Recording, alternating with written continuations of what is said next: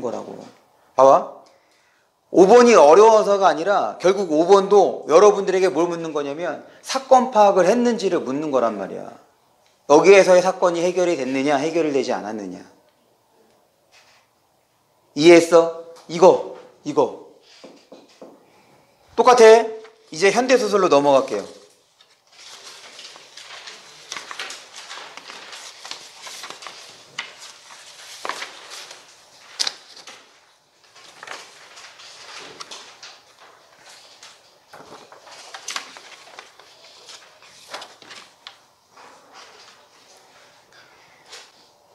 현대소설에서 제가 왜 자꾸 요거를 강조하냐면 우리가 그동안의 결과를 보면 결국 문학에서 오답률 높았던 모든 문제가 다 어디에 들어있느냐? 비연계 작품에 들어있었단 말이야. 얘 현대소설 비연계였다고? 여기에서 32번이 오답률 47.8%, 그 다음에 33번 55.5%, 34번 57.3%. 이렇게 되는데 여기에서 32번 봐봐. A부터 D까지래. A부터 D는 다 누구냐 이거? 인물에 대한 얘기죠. 그러니까 32번 선택지를 보면 결국 인물과 관련된 사건 파악을 적절하게 했는지를 묻는 거라고. 소설은 이게 기본이야. 사건에 대해서, 인물에 대해서 묻는 게. 그러니까 소설을 볼 때 내가 소설을 잘 파악하지 못한다? 그럼 이거 한번 해봐라. 이거에서 내가 적절하게 다시 내가 문제를 맞춰서가 끝이 아니라 소설과 관련된 기본적인 내용은 내가 파악할 수 있느냐를 점검해 보는 것이 필요하다고. 다시 내가 지금 올해 이번 9평의 문제를 무난하다고 얘기를 했는데 33번하고 34번은 이 장면을 파악하지 못해도 여러분들이 풀었어야 되는 거거든. 맞췄어야 된단 말이야. 다시 33번과 34번은 여러분들이 이 장면을 이해하지 못해도 파악하지 못해도 풀 수 있는 문제였다. 맞힐 수 있는 문제였다고. 33번부터 볼까? 33번입니다. 그리고 이거 33번과 관련해서 여러분들이 문학 문제를 풀 때 내가 감으로 문제를 푸는 것 같아. 내가 문학 문제를 감으로 푸는 듯한 느낌이야. 그러면 꼭 이 방법을 활용해 주세요. 그래서 여러분들의 감을 없애야 돼. 감이 아니라 명확한 근거로 답을 낼 수 있는 연습을 좀 해달라고. 이렇게 연습합니다. 지금 33번의 답이 2번이지 2번. 2번이 틀렸어. 그러면 2번이 틀렸다는 것을 뒷받침해주는 표현에다가 밑줄을 치세요. 지금 33번의 2번 선택지가 틀렸는데 지금 이 2번 선택지가 틀렸다는 것을 뒷받침해주는 근거, 2번 선택지가 틀렸다는 것을 뒷받침해주는 근거를 본문에다가 밑줄 칩니다.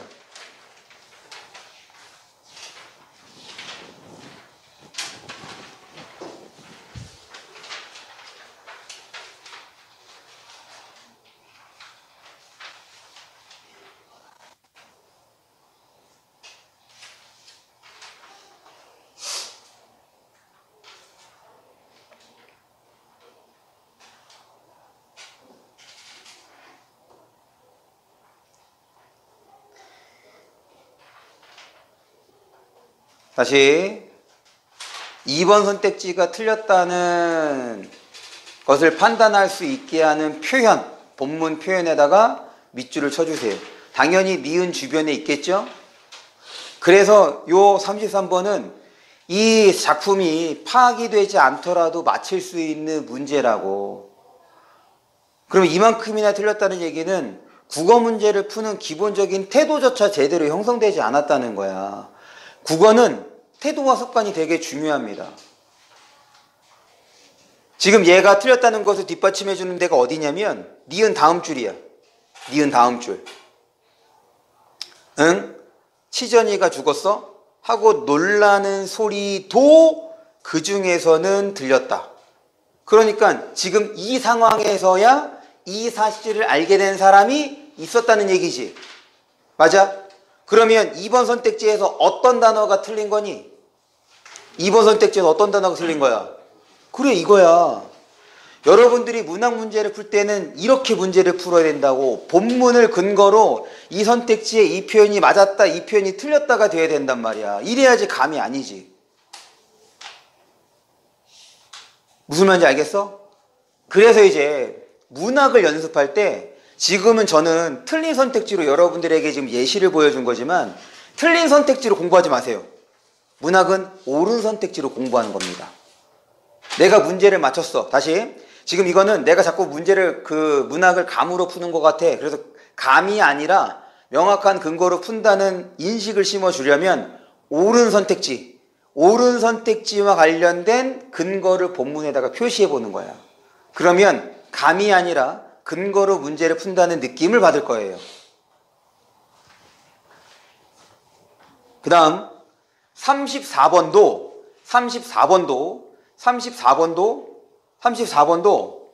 본문을 파악하지 못해도, 본문을 제대로 읽어내지 못해도 답을 낼 수 있다.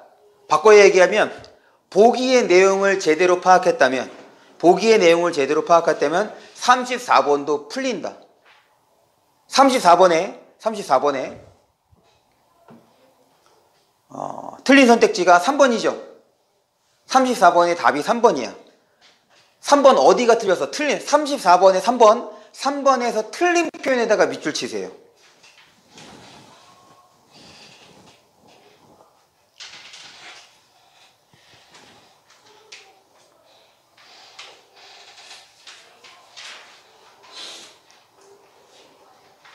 밑줄 쳤어?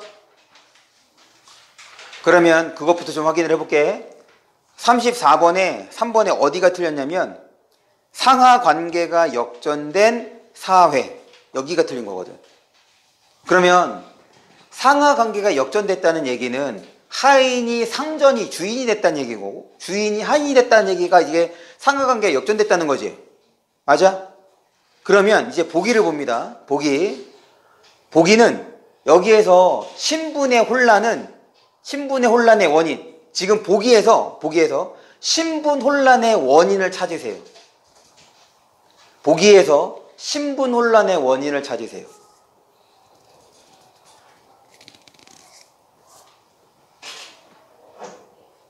보기에서 신분 혼란의 원인을 찾아서 밑줄을 쳐달라.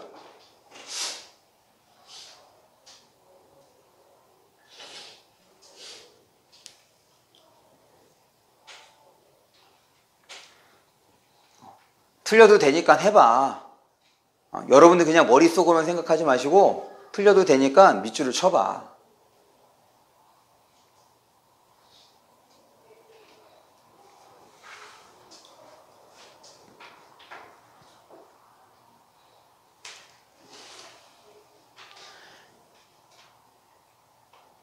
보기 봅니다. 보기 밑에서 세 번째 줄이야. 보기 밑에 세 번째 줄. 이 작품은 현실에 작용하는 권력이 다양한 계층의 인간들에게 영향을 끼치는 상황을 재현하며, 다시 여기서 말하는 다양한 계층은 바로 뭘 얘기하는 거니? 상하관계를 얘기하는 거지. 맞아?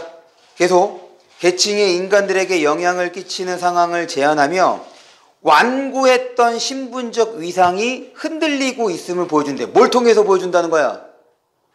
권력이 작용하는 방식을 통해서 보여준다는 거지. 맞아? 그럴 때야. 지금 보기를 보시면 이것도 지금 생각을 해보자. 지금 이 작품이 비연계란 말이야. 이 작품이 비연계인데 비연계 보기가 우리에게 도움을 줄 수 있는 요소는 뭐냐면, 이게 소설 지문이니까 이 보기에서 작품 속에 사건을 설명해 주거나 아니면 인물에 대해서 설명을 해줄 때, 다시 사건에 대해서 설명해 주거나 인물에 대해서 설명을 해줄 때 우리에게 도움이 된다. 그래서 이 보기는 뭐에 대한 설명을 하고 있는 거냐면 인물에 대한 설명을 하고 있어요. 인물. 이 보기는 인물에 대한 설명을 합니다. 거기다 밑줄 쳐주세요. 보기 세 번째 줄이야. 인물들은 동그라미 1, 권위를 내세우며 자신의 지위를 고수하려는 모습. 1. 동그라미 2. 그 줄 끝에 자신의 삶을 새롭게 인식하려는 모습, 면모. 또한 그 다음 줄 권력에 더 민감하게 대응하는 모습. 그 다음 마지막 네 번째입니다. 그 다음 줄이야. 현실에 작용하는 권력. 그래서 지금 보기에서는 이 지문에 등장하는 네 가지의 인물 유형을 구분해 주고 있다. 됐어? 그럴 때 지금 신분의 혼란은 뭐 때문이라고? 권력 때문이란 거라고. 그러면 지금 여기에서 중략을 기준으로 중략 앞에서의 사건의 핵심, 중략 위 사건에서 그 사건의 핵심은 봐봐. 원서, 그 다음에 양덕, 꽃갈참봉,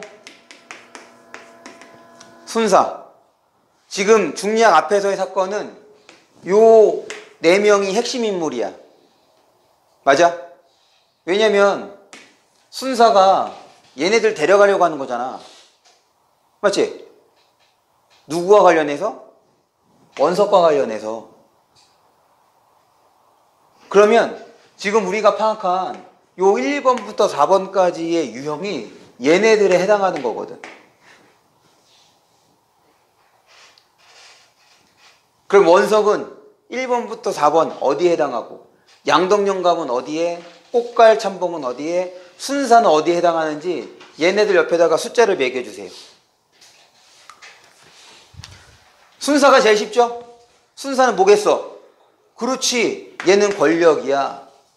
그러니까 여기에서 신분제가 혼란스러운 상황은 순사와 관련되는 거야. 그래서 3번 선택지가 틀린 거라고. 여기에서 원석이 하인이거든. 원석이 주인이 되는 게 아니잖아. 그 다음에 양덕, 영감이나 꽃갈이 하인이 되는 게 아니는 거란 말이야. 그래서 틀린 거란 말이지, 3번이. 그럴 때입니다. 그럴 때 여기에 있는 인물들이 여기에서 뭐에 해당하는지를 처리해달라. 더불어서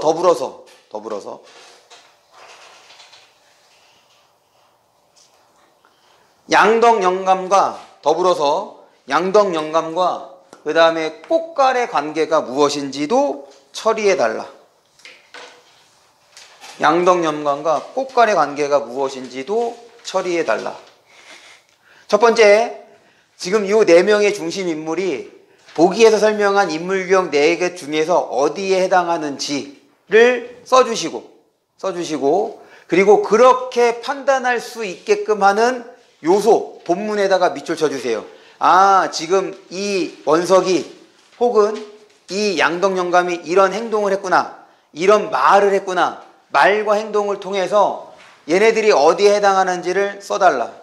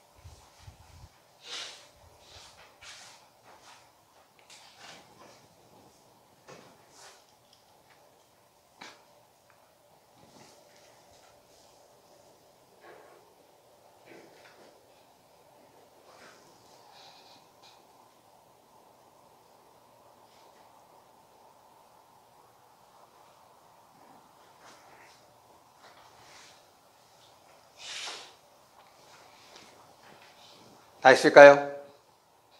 지금 이 네 명의 인물이 저 1, 2, 3, 4번 중에 어디에 해당하는지, 더불어 양덕영감과 꽃갈참봉의 관계는 어떻게 되는 것인지. 먼저 원석부터입니다. 원석. 원석은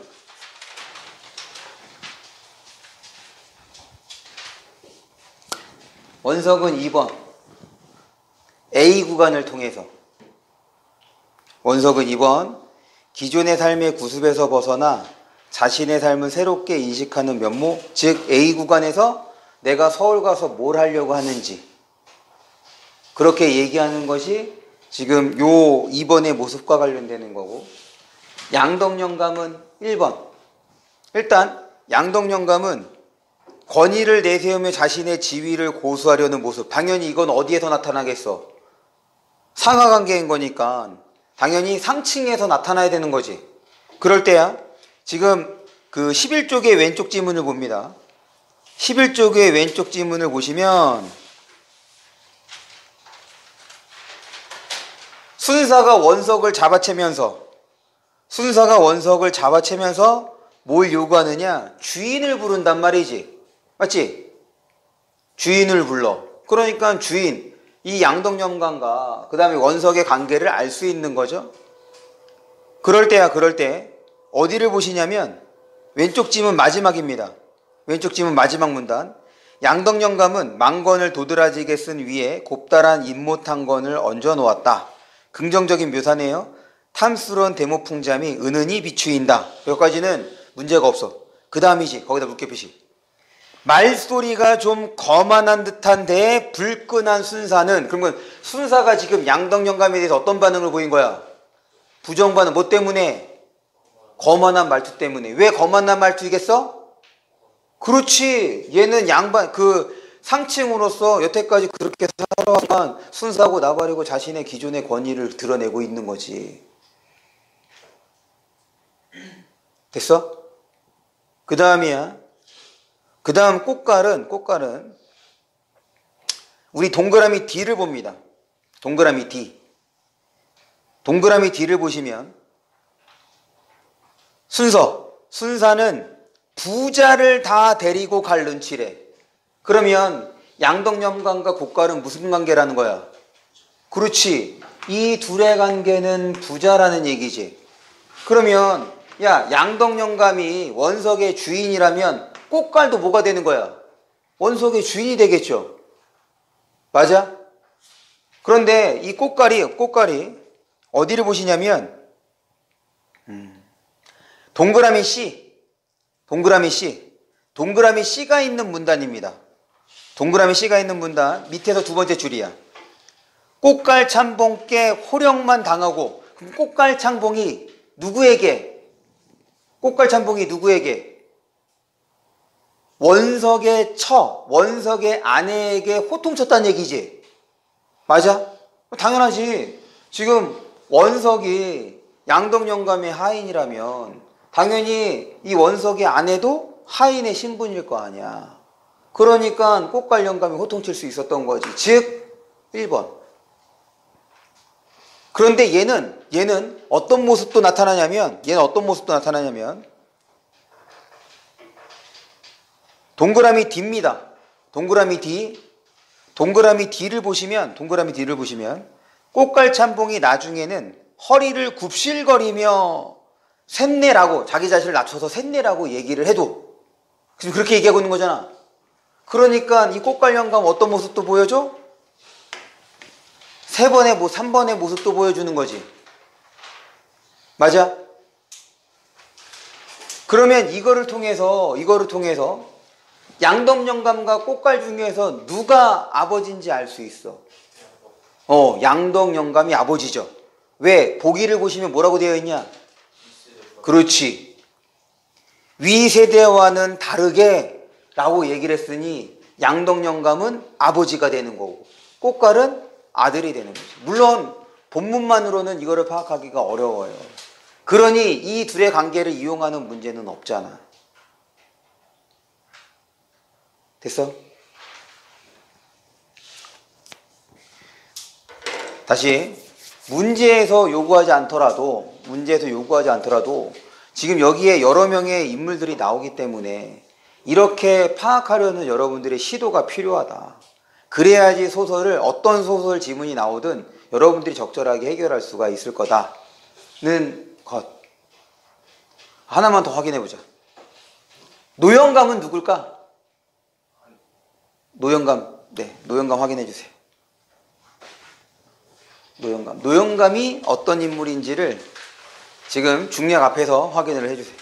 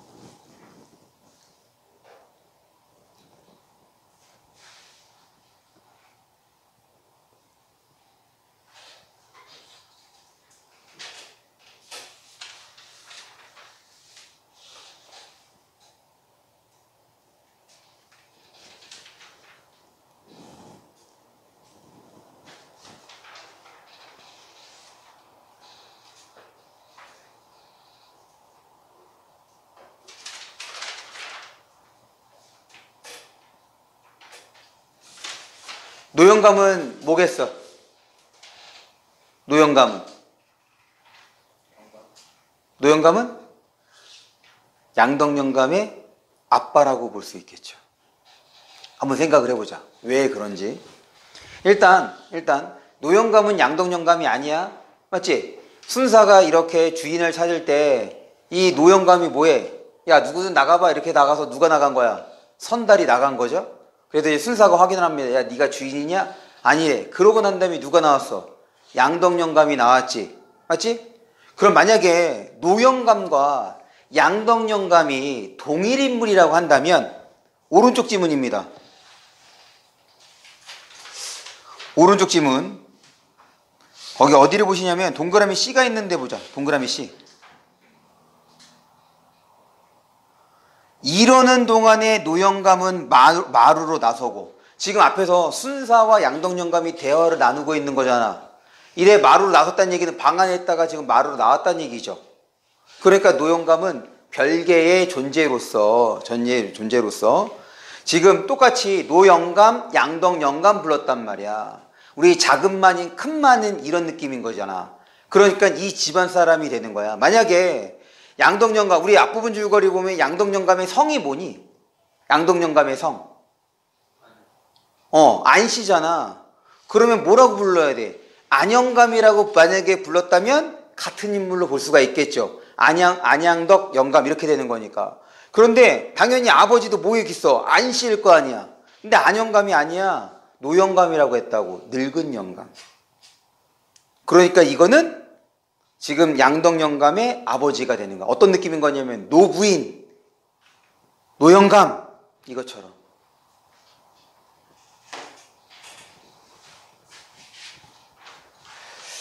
이제 시를 보겠습니다.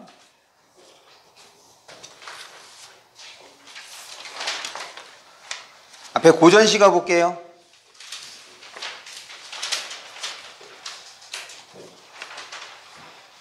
고전시가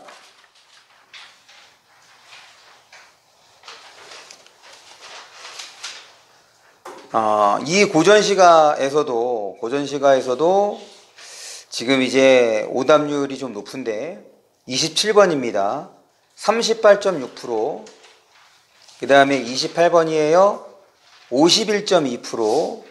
그 다음에 30번입니다. 71.9%. 이때 30번에다가는 별표를 해주세요. 30번은 우리가 좀 알아둘 내용도 있고, 사실 이게 이만큼의 오답률이 나오지는 않아야 되긴 하거든. 요거는 지금 연계 작품을 제대로 공부하지 않았다는 것을 보여주기도 하는 거야. 그리고 그것에 대한 활용도 조금은 부족하다. 요걸 확인해 볼 수 있는 문제가 30번인 거고, 그 다음에 이제 27번하고 28번 중에서 기본적인 문학 실력과 관련되는 건 27번입니다. 기본적인 문학 실력과 관련되는 거 27번이고 28번은 정말 아쉬운 문제. 이만큼 틀릴 문제가 아니다. 그리고 그런 측면에서 27번하고 28번은 여러분들에게 같은 능력을 묻는 거거든. 뭘 묻는 거냐? 바로 고전시가에 대한 해석. 고전시가에 대한 해석을 묻는 게 27번하고 28번입니다. 다시 고전시가는 연계가 되든 안 되든 자꾸 여러분들이 해석하려고 해주셔야 돼. 그래야지 문제가 쉬워져. 27번부터 28번부터 볼게요. 28번은 이건 1번 보자마자 1번 하고 무조건 넘어가야 되는 문제야. 왜 그러냐면 지금 기역을 봅니다. 기역. 우리가 밑줄이 쳐 있으면 어떻게 보기로 했어? 밑줄 쳐 있으면 최소한 밑줄이 들어있는 전체 문장을 봐야 되는 거지. 기역은 어디부터 시작하는 거냐? 기역이 포함되어 있는 전체 문장은 거기에서 두 줄 올라가면 거기부터야. 기역에서 두 줄 올라가서 아이 좀 급히 불러 앞뒷집 서로 일러서 말해서 소식 주고 가십시다. 그러니까 서로 지금 봄놀이 가자 라고 전달하자는 얘기. 노소 없이 점권 늙은 거 없이 다 모이여. 그러니까 이 기역은 누구에 대한 얘기야? 지금 꽃놀이 갈 사람들이 모연 그 사람들에 대한 얘기죠. 맞지? 그러면 1번 선택지 뭐가 틀린 거야? 그래, 자연경물이 틀린 거야. 지금 거기 호화찬란하다는 얘기는 바로 뭐에 대한 얘기? 인물에 대한 얘기라고. 인물에 대한 얘기. 거기 모인 사람들에 대한 얘기야. 동적 속성은 맞는 거예요? 동적 속성. 동적 속성도 아니죠. 왜? 동적 속성이라면 뭐가 나타나야 돼? 동적 속성은 뭐가 나타나야 돼? 움직임이 있어야 되잖아. 근데 거기 움직임이 없지. 외양에 대한 얘기니까. 됐어? 해석이야. 해석 맥락. 그럴 때야. 다시 27번 이제 이런 거를 연습해달라고. 27번에 2번이 적절하대. 27번에 2번이 적절하대. 그러면 가에서는 여기 해당하는 장면이 구간이 어딘지, 나에서는 어딘지, 다에서는 어딘지. 지금 가는 빼주세요. 가는 기니까 나하고 다에서 찾아봐. 가는 내가 이따 찾아서 얘기를 할 테니까 지금 나하고 다에서 2번 선택지 27번입니다. 27번의 2번 선택지에 해당하는 구간에다가 밑줄을 쳐봐.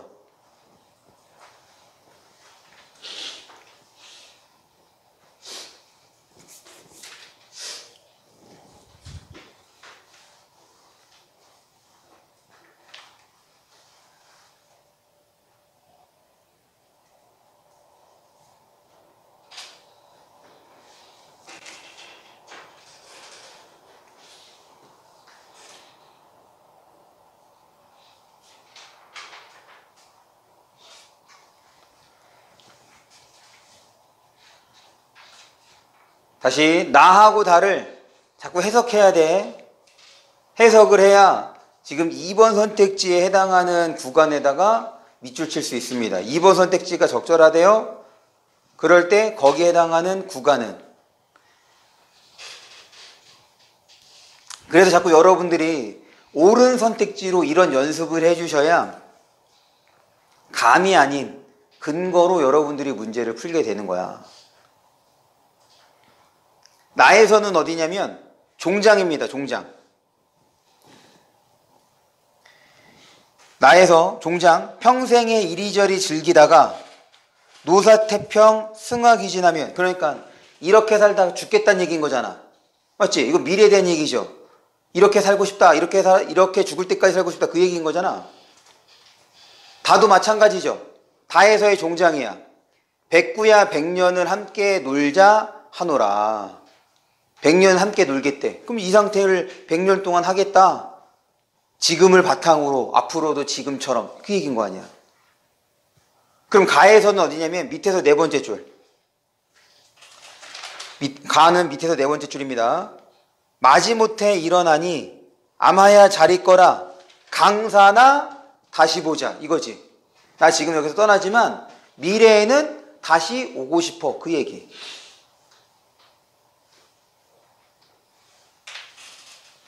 문학에서의 선택지는 추상적인 내용으로 구성이 됩니다. 문학에서의 선택지는 추상적인 내용으로 구성이 되기 때문에 자꾸 본문하고 연결지어서 봐줄 수 있어야 돼. 그렇기 때문에 틀린 선택지를 연결하지 마시고 딱 옳은 선택지 갖고 연습을 해주시면 좋겠어요. 다음 우리 30번에다가는 별표를 쳤죠? 30번에다가 별표를 쳤는데 요 별표를 친 이유는 다시 이만큼 틀릴 만한 문제는 아니야. 화전가에 대한 여러분들의 기억이 있으면 얘는 절대로 틀려서는 안 되는 거거든. 그럼 여기서 잠깐 그럼 우리가 어떤 작품들 중심으로 좀 공부를 하는 것이 필요하냐, 아니면 바꿔 얘기하면 내가 EBS 그 많은 작품 중에서 어떤 작품에다가 좀 초점을 두고 공부를 하는 것이 효율적이냐 효과적이냐 이걸 생각해 봐야 되겠죠. 이거는 21번을 보겠습니다. 21번의 보기. 지금 이거와 관련해서 지금 이제 연기에 대한 얘기를 좀 해볼 거야.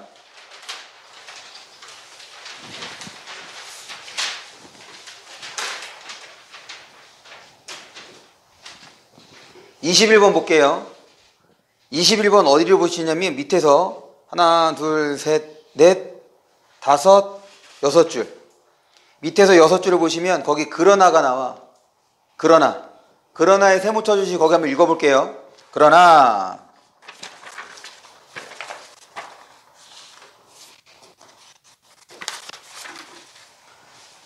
조력자가 직접 나서서 행동할 수 없는 홀령의 형태로 존재한다는 점, 조력자가 주인공의 위협과 회유에 의해 조언을 해준다는 점. 그럼 누가 위협과 회유를 한다는 얘기냐?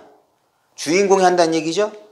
그 다음에 주인공이 조언을 따르기만 할 뿐 조력자로부터 스스로 위기를 해결할 수 있는 능력까지는 전수받지 못한다는 점 등은 영웅소설의 일반적인 조력자나 주인공과는 구별되는 특이성을 보여준대. 즉 평가원에서 좋아하는 건 바로 작품이 전형적이지 않은 것, 그 작품에 고유한 특성이 있는 것을 선호한다는 겁니다.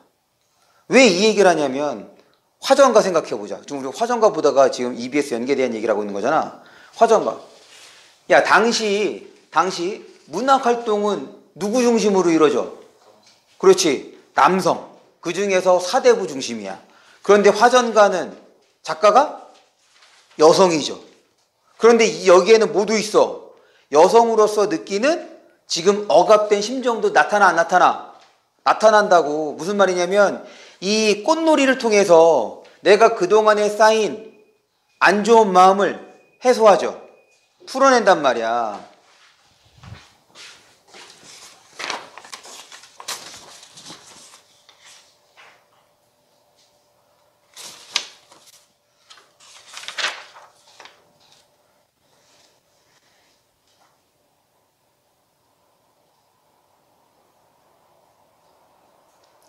어디를 보시냐면 니은에서 하나, 둘, 셋, 넷, 네 줄 내려올게요. 니은에서 네 줄 내려오면 규중에 썩힌 간장 오늘이야 쾌한지고. 그래, 평소 억압받았던 그 심정을 이 꽃놀이를 통해서 지금 해소하고 있는 거잖아. 그러니 이게 어떤 여성으로의 삶에, 그러니까 일반적이지 않은 작가의 모습을 드러내줄 수 있는 거지. 그럼 이제 30번에 1번 뭐가 틀린 거야? 30번에 1번. 그래, 뭐가 틀렸어? 아니야. 30번에 1번. 지금 30번의 보기를 보시면 이 화전가도 사대부가 알아서 설명을 한단 말이야. 여성 사대부. 그러니까 사대부 집안의 여성으로서. 1번에 뭐 어디가 틀린 거야? 뭐라고? 자연을 머물고자? 이 자연에 머물고자 하는 게 나오지. 왜냐면 지금은 돌아가지만 또 오겠다. 오고 싶은 거니까. 신입과의 정관에 그런 거.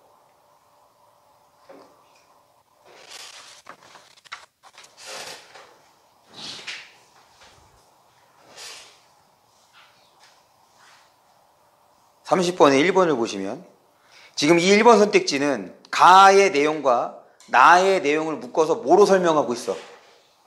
가의 내용과 나의 내용을 묶어서 뭐로 설명하고 있어?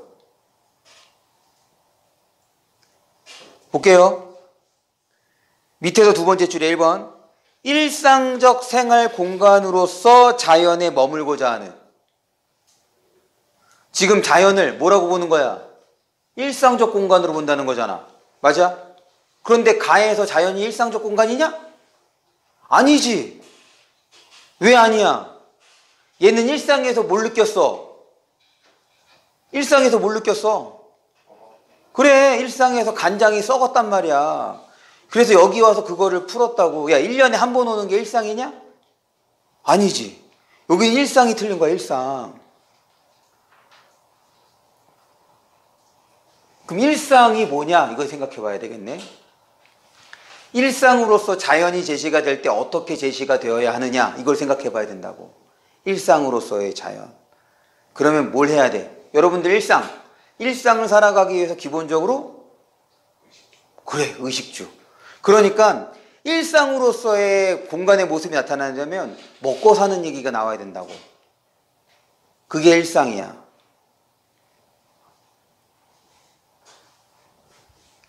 근데 얘는 다시 화정가는 특별한 거죠. 일상적이지 않은 것을 통해서 일상에서의 부정적인 감정을 해소하는 거야. 그러니까 이 작품을 공부했다면 작품의 주제의식만으로도 1번이 틀렸다고 판단할 수 있어야 되는 거지. 그러면 이 정도 선까지는 여러분들이 연계에 대한 공부를 해야 된다고. 최소한 작품의 주제의식 정도는 파악해야 된다고. 그리고 그 작품이 갖고 있는 특성도 기억해 주시고. 더불어서 이 문제를 활용해서 사실은 조금 더 어렵게 낸다면 얘는 똑같이 사대부야. 똑같이 남성 사대부들이 자연에서 느끼는 다른 모습을 통해서 일상에 대한 얘기를 해야 된단 말이야. 그러면 자연을 이렇게 구분할 수가 있다고. 지금 여기에서 얘기하는 일상으로서의 공간 하나는 완상의 대상 혹은 감상의 대상, 바꿔 얘기하면 즐김의 대상으로서의 자연의 모습하고 일상으로서의 자연의 모습이 다르게 제시가 된단 말이지. 아까 일상은 뭐 얘기했어?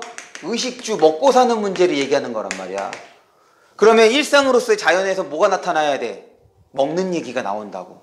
소박한 음식을 먹었다, 내가 고사리를 캐 먹었다, 이런 것들이 뭐야? 일상으로서의 공간, 일상으로서의 자연이 되는 거야. 그런데 낚시를 하고 그 다음에 갈매기에게 말을 건네서 갈매기랑 친구해. 이거는 일상으로서의 공간이 아니라 완상의 대상, 즐김의 대상으로서의 자연이 되는 거지. 그래서 요거를 이용하는 문제가 내용적으로는 더 어려운 거예요. 요거를 작품에서 여러분들이 구분해야 된다는 얘기인 거잖아. 그래서 다시 일상에 대한 개념을 여러분들이 확인해 주시면 좋겠다. 그 다음이야. 22번에서 26번을 볼게요.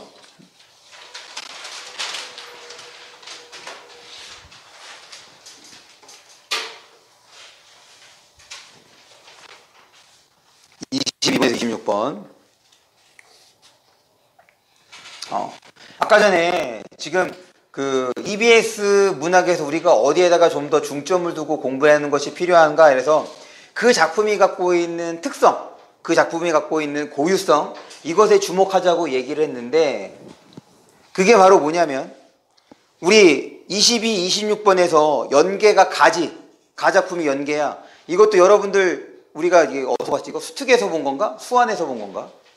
수특인가?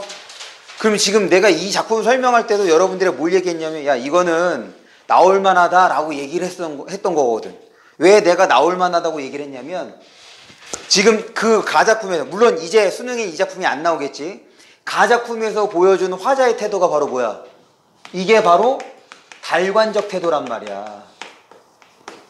왜냐면 이 달관적 태도는 이거는 일반적이지 않은 거야. 다시 달관적 태도는 일반적이지 않은 거야. 그래서 달관적 태도가 옳은 선택지로 나오는 경우가 상당히 드뭅니다. 달관적 태도가 옳은 선택지로 나오는 경우가 드물어. 왜 얘가 드문 거냐면 달관적 태도가 뭐냐? 인간적 욕망을 추구하지 않는다는 거야. 인간적 욕망을 추구하지 않는다고. 이게 무슨 말이냐면 얘는 돈, 권력, 명예, 죽음 혹은 이렇게 하자. 추구한다고 해. 추구하지 않는다고 했으니까 젊음 이런 것들을 추구하지 않는 거라고. 이런 것들을 그렇다고 무시하는 게 아니야. 얘네들에 대해서 당연히 뭐야 있으면 좋은 것들이잖아. 맞지? 야 우리가 열심히 공부하는 이유가 뭐냐? 간단한 거 아니야? 인간처럼 살기 위해서. 그러면 최소한 내가 인간처럼 살기 위해서 뭐가 필요하다는 거야? 어느 정도의 돈이 필요하다는 거야. 돈 잘 벌려고 지금 좋은 직업 가지려고 좋은 대학 가려고 하는 거 아니야. 지금은 이제 돈이 곧 권력이기도 한 거죠. 야, 힘 있고 싶은 거지. 다른 사람 위에 올라서고 싶지. 누가 다른 사람 밑에 있고 싶어 하냐? 그리고 내가 좀 잘나서 내 이름 잘 누군가 알아줬으면 좋겠고. 그 다음에 기왕이면 오래 살고 싶고. 이게 인간이야, 이게 인간. 동물이기 때문에.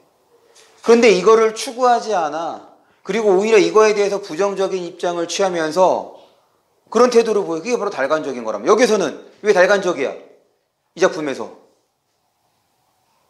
지금 여기에서는 늙는 거를 자연의 섭리로서 자연스럽게 긍정적으로 받아들이잖아. 단순하게 자연의 섭리로만 받아들이는 것이 아니라 지금 늙는 것에 대해서 긍정적 반응을 하고 있단 말이야. 내가 얘기 안 했나? 나 20대 때는 난 40이 될 줄 몰랐다고. 여러분들도 마찬가지 아니냐? 여러분들 나 보면서 아, 나 선생님만큼 나이 먹으면 뭐 할까? 이런 생각해? 아, 이런 생각하는 것 자체가 드문 상황이지. 여러분들에게 20년 뒤는 정말 상상 이상의 영역인 거잖아. 현실의 영역이 아니라. 그런 거라고. 그런데 얘는 늙는 게 오히려 젊은 상태를 부정적으로 보고 지금 늙은 상태, 늙어가는 것을 긍정적으로 보는 거. 이게 이 작품의 특성이지. 일반적이지 않은 거잖아. 그러니까 이렇게 나오는 거고. EBS를 공부할 때 그 작품의 주제의식과 관련해서 아, 이 작품이 일반적이냐 일반적이지 않으냐 전형적이냐 어떤 이 작품만의 특성이 있는 거냐 그런 것들을 공부한다면 여러분들이 좀 더 주목해야 될 작품과 그렇지 않은 작품을 구분할 수 있을 거예요. 물론 우리가 모의고사를 보면서 모의고사에 연계된 작품을 통해서 제가 여러분들에게 안내를 할 거야. 야, 얘만의 특성이 이것이 있네. 그러니 얘는 여러분들이 좀 신경을 써서 봐주셨으면 좋겠다. 야, 얘는 일반적인 거니까 얘는 그냥 이렇게 이해하고 그걸로 끝. 이런 식으로. 이거 여러 번 얘기했었던 거잖아. 맞지? 수완 설명하면서 수특 설명하면서 이게 이 작품의 개성적 측면과 관련해서 연계되어 나올 가능성이 있는지 없는지.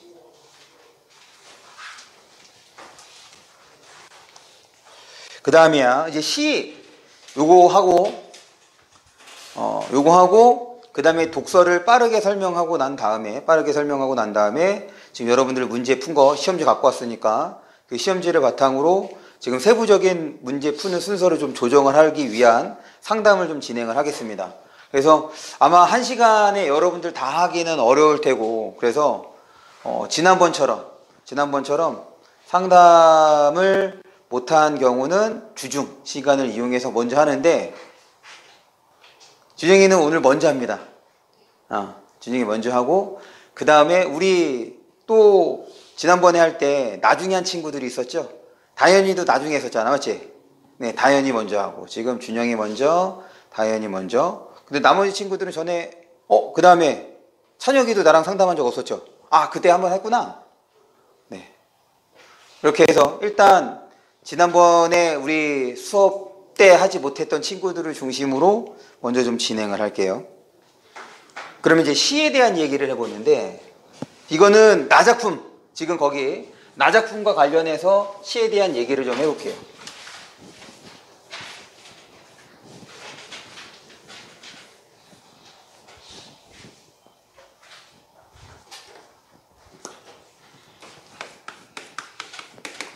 소설은 사건을 중심으로 접근을 하는 거라면 시는 화자의 정서와 화자의 태도가 중심인, 그러니까 화자의 정서와 태도를 파악하는, 즉 화자의 반응을 파악하는 것이 핵심이다. 그런데 이 정서와 태도는 그냥 저절로 발생하는 게 아니야. 이거를 파악하기 위해서 여러분들이 먼저 파악해야 되는 것은 화자가 처한 상황이죠. 그런데 전에 상황은 그냥 단순하게 둘로만 생각하자고 했어. 화자가 직접 행동하는 것과 하나는 화자가 대상을 관찰하는 딱 이 정도 선에서 상황을 처리하자. 그러면 이거를 기반으로 나를 한번 보자. 납니다. 나를 보면 제목 달빛 체질이래. 그럼 이제 체질인 거니까 화자의 체질일 수도 있겠고 다른 사람의 체질일 수도 있겠고